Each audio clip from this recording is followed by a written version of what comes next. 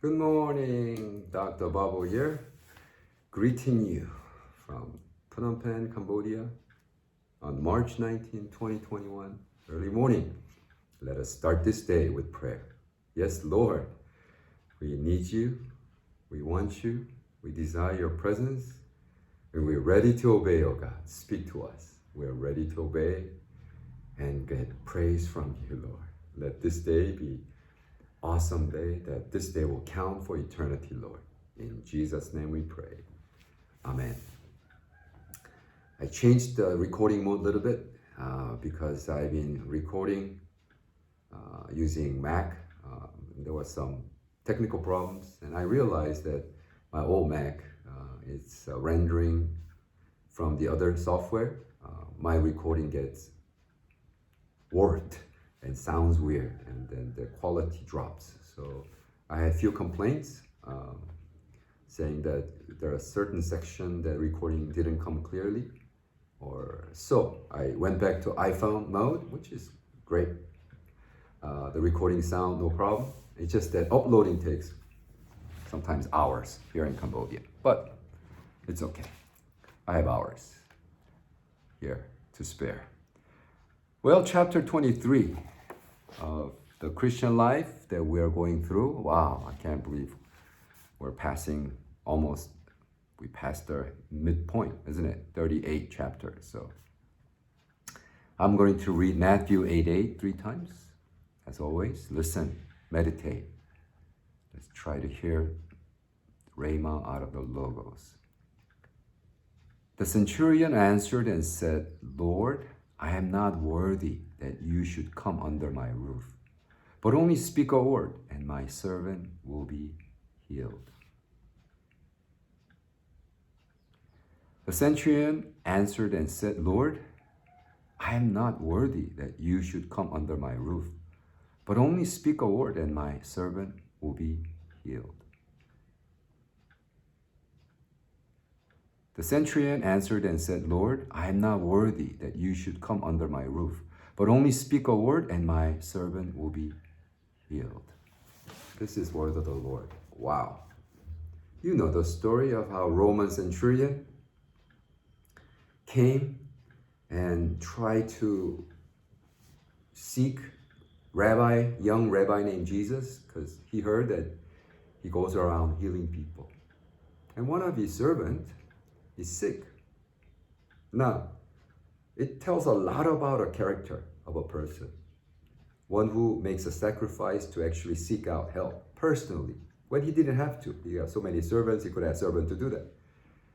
But he does that personally. That's where he gets this compliment from God that lasted 2,000 years, and the whole world knows, the whole universe knows that Jesus, it shocked Jesus, it impressed Jesus so much that I never seen faith like this. You know, I mean, how'd you like to have that kind of compliment from the Creator God, right? I mean, my Lord. By having this attitude, faith is obedience. I want such compliment. I want my Lord to praise me. Wow, Bob, that's awesome. I never found any faith like that. I don't met anybody who believed like you. Babo, you impressed me. Wow.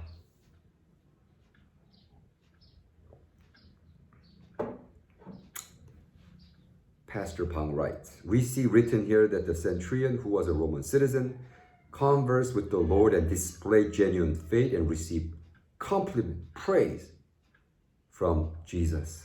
Though it is notable that this gentle centurion was praised for his faith, we also see the major purpose as to why this was written was to show exemplary faith. Well, we do not know how the centurion heard of Jesus' fame, but he came seeking the Lord. He came seeking Jesus because his servant was suffering from paralysis. And we can see here his notable character and heart clearly. Centurion reported directly to the general, and he obviously had at least 50 to 100 soldiers under him as well. According to the military rank, he was clearly second in command. He humbly came to the Lord and reported about servant sickness condition. He sincerely loved this under him. And if he had faith to report it to Jesus, we can see that his personality and character also were not to be looked down upon. Our Lord hears the report and immediately replies, I will go heal him. I will go heal him. This will be my response. Yay! Come on, Jesus, let's go. Call my servants. Clean up the house. Right? Prepare a meal. After a meal, we're going to honor him. Blah, blah, blah. But guess what? The centurion answered. He said, Lord, I'm not worthy that you should come under my roof, but only speak a word and my servant will be healed. He was not just humbly saying that he cannot handle his royal presence. It was really because he could not handle his royal presence. What he's saying is that, sir, your words goes beyond time and space. Here, Pastor Bang picks up on one of all the philosophers' issue, time and space, right? Martin Heidegger wrote time and being, time and space. What does it mean to exist in the context of time and space? Well, Centurion knew almost intuitively, instinctively, by faith. No, you don't even have to be there or touch him or occupy the same space in the same time. Sir, your word's enough. Faith is obedience. Faith, word of God. Obedience to word of God is faith. Wow. And Pastor Bang picks up on this, and to say this, he said, some people are trying nowadays to use the grace of God to fulfill their fleshly desires. That was written 51 years ago, and ever since then, yes. We use God's grace, God's words, God's presence, who God is, to fulfill what we want, what we desire, what we can get out of knowing Christ. Manipulating, using.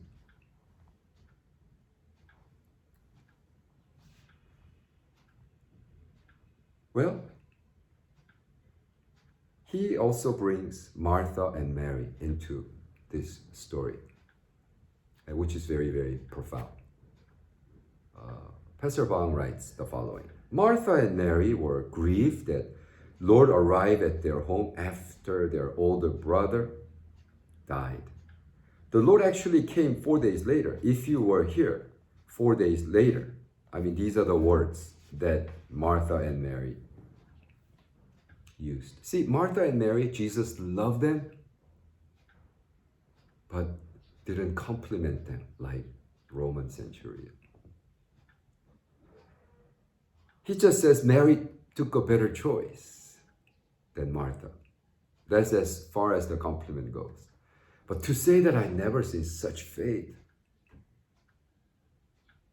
Why?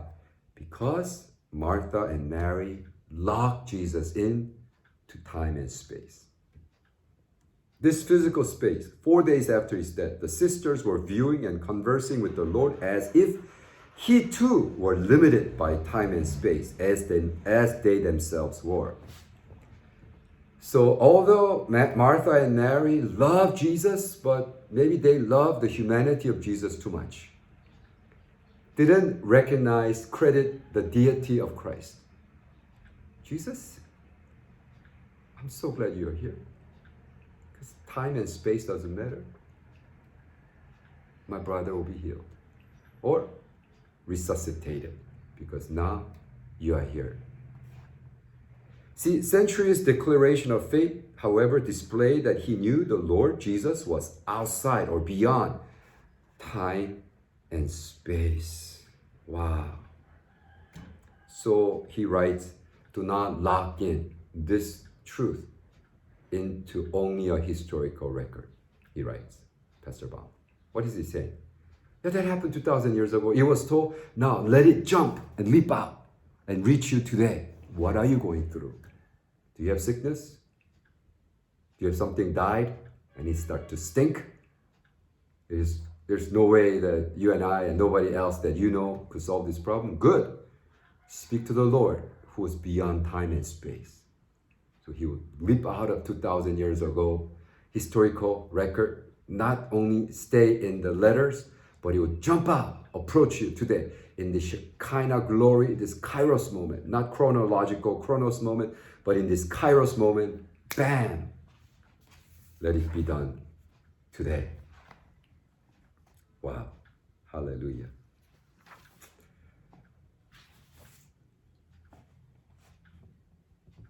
It's Lord's word, Lord's will, and when we obey, it will be accomplished. We simply must obey. We do not need to find out reasons as to why we go through trials and sufferings. We simply obey when trials come our way. We simply accept them. And if we learn that the Spirit, the Holy Spirit, God is trying to teach us through them, then we are satisfied. Why are you going through this? I don't know, and I cannot explain. There's no reason for it. It just happened. What are you going to do? Well, accept it. Move on. We do not need to argue about why. The greatness of Centurion lies here. He knew how to obey. Let us obey his word unconditionally. This is where we learn the true taste of faith. Wow. True taste of faith. Do you taste faith? Not only, not see, not touch, but taste. Faith is making invisible visible, untouchable touchable, untastable tasteable. That's my rendition. That's pretty cool, huh? Do you taste faith? Right? Wow. I smell the coffee, taste the coffee. See, this is a mixture of 2 scoops of Japanese brand ground from Japan, and 1 scoop of ground from Cambodia, from Ratanakiri or something. I taste the difference. Like I taste coffee, can you taste faith when you obey? He writes, faith is obedience. According to his faith, his servant was healed. The reason is because he greatly desired his servant to be healed. He believed that his word was enough to heal servant's sickness. His desire, Centurion's desire, was fulfilled, and his faith made obedience was present. Obedience was present, and became a gift to Centurion, and because of that, he enjoyed. And at the end of the chapter, he asked the following question: have I applied the blood of Christ in my ears as well? There is a difference in sprinkling the blood or not sprinkling the blood, talking about the blood of the Lamb. And then Pastor Bang asked, have you sprinkled the blood in your ears? What is he talking about? He doesn't even mention that in the writing. He's obviously talking about we need to saturate ourselves, our ears, with the blood of Christ. The blood that he sacrificed on the cross, and he resurrects, and he ascends, and he is going to come again. In the whole package of salvation, remember that he says, are you saturating your ear with the blood of Christ? So that you begin to hear with faith, with understanding. Let it be so today. No, really, let's experience it today. You know, Lord, I don't know why I'm going through this suffering now, difficulties now. Lockdown, COVID-19 spreading. Yesterday, 100 patients were found in Phnom Penh, Cambodia, which is a lot for them, because up to just last month it was 360. Now it's more than 1,000, and now adding 100. Now, if it becomes really pandemic crisis, oh Lord, help us. So the roads are emptying. I mean, I went to a location Normally take 45 hours to get. I went there within 15, 20 minutes. It was unbelievable. I'm like, wow, everybody's now being locked down at home voluntarily, which is good. But nevertheless, Christ is upon us in Phnom Penh right now. What do you do? What would you say? I said, Lord God, I trust in your words. You said we are more than conquerors. He that is in you is greater than anything that is in the world. And times such as this, Lord God, I want to magnify your name, glorify your name. I want a compliment from you. Never see such faith. Make invisible visible, untouchable touchable, untastable tasteful. In Jesus' name. Amen. Brothers and sisters, have a wonderful day, and I will see you tomorrow.